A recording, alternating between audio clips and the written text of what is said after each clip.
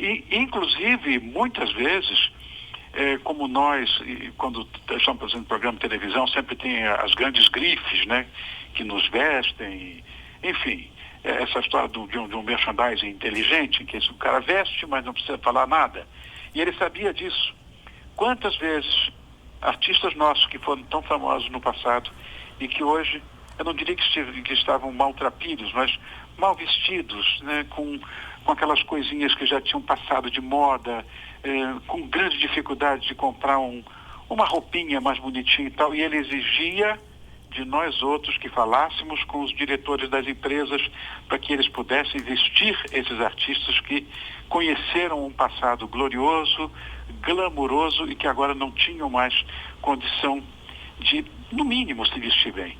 Quer dizer, ele fazia a caridade não declarada. Todo mundo sabe das histórias dele com o retiro dos artistas no Rio. Isso, de certa forma, vazou com outros colegas, das ajudas que ele levava. Mas era uma pessoa muito empenhada em ajudar.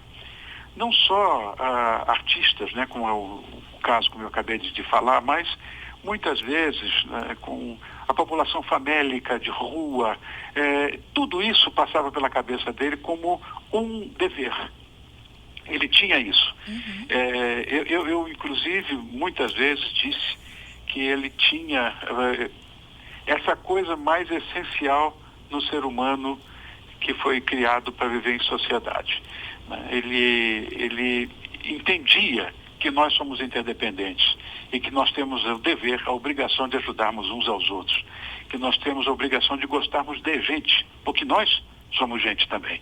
Então, aprendi muito isso com ele. Independente do artista impecável que foi, né, profissional de primeira linha, cumpridor de horários. Imagina, quando ia no meu programa de televisão, ele chegava 1 hora, 2 horas antes, sabendo o que ia esperar. Mas gostava de, não, alguma coisa pode acontecer, um pneu pode furar, enfim. Era assim. E nossas conversas na intimidade, quando não eram musicais ou artísticas, porque muitas vezes, algumas pessoas que têm, de certa forma, uma veia crítica um pouco mais, vamos dizer, atroz, criticavam muito, porque normalmente pessoas elitistas, eu diria isso, né, quase eruditas, que a mídia impressa, fundamentalmente, tem muito dessas pessoas trabalhando em seus quadros e que diziam, não, mas o repertório, porque... Mas o Brasil é isso, ele cantava para o brasileiro. Quer dizer, pouca gente tem, na verdade, a felicidade de ter